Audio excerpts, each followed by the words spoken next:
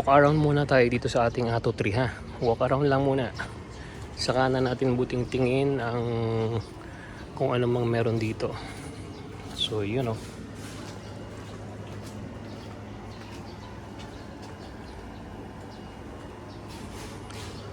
Bading yung driver.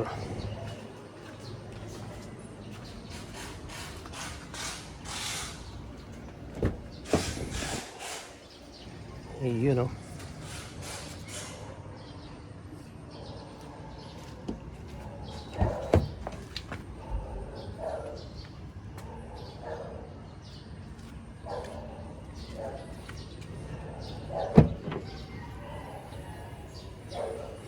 Yung portable na charger. Ito naman yung charger na ilalagay sa, let's say, sa garahe namin, sa bahay.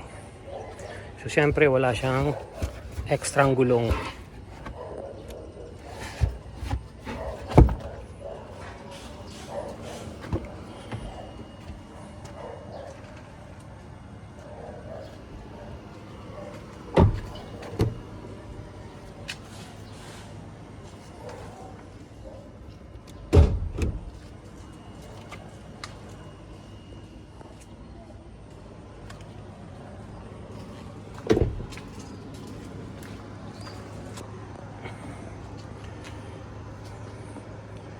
So yan lang ang laman ng makina niya.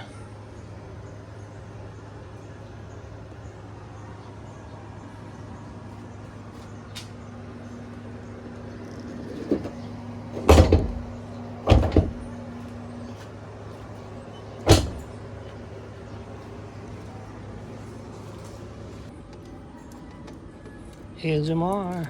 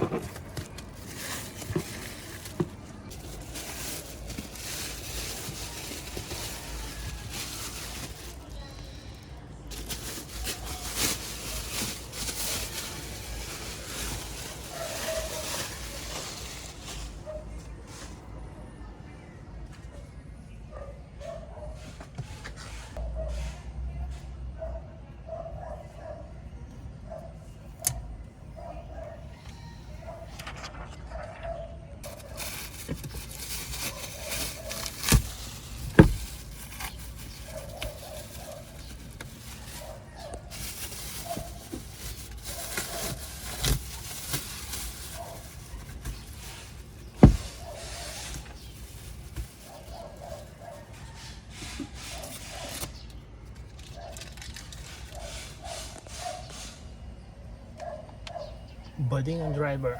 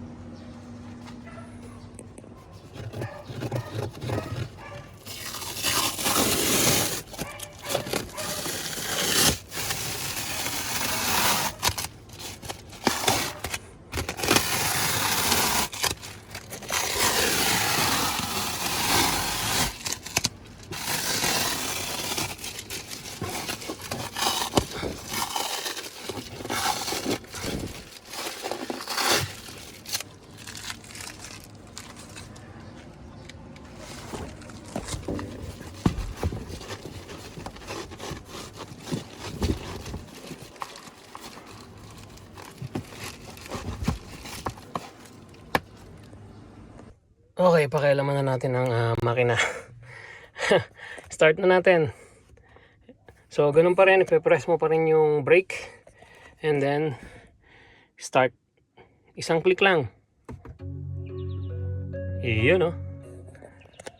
So, pag nakita mo nang naka-okay dito, so meaning okay na siya. So, pwede mo nang tanggalin yung paa mo.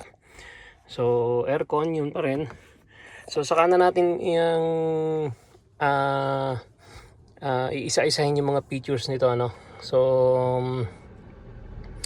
ano lang. Yun, oh, napip-flip siya, oh. So, yan yung aircon, bla bla bla. So, may gitara ka pa ron. So, susunod na vlog natin, try natin na, ano, na kalikutin to at kung ano-ano man, ano. So, ito na po. Ito yung Atto 3. Yun, oh. Tingnan natin kung talagang matipid sa kuryente talaga to. Okay. Ang napansin ko lang is, yun nga, ang isang tatlong ayaw ko rito, negative na kagad na nung paman is, walang extra gulong. Walang kahit na anong yung camera, yung rear. Likod lang ang meron, pero yung harapan wala siya. So,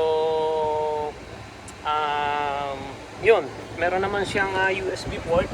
Ito nasa likod, yun. And then meron din siyang para sa iOS saka sa Samsung, lagay mo lang dito and then magano na siya, magcha-charge na. So ayan lang. So masyado na mahaba. Sa susunod na vlog na natin iisa-isahin to, ano. Yung pag-o-open is ganito, dalawang beses. Ayan.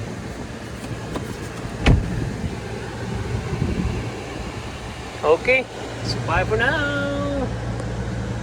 Tingnan natin kung anong mangyayari sa Atto 3 na to sa mga susunod na araw.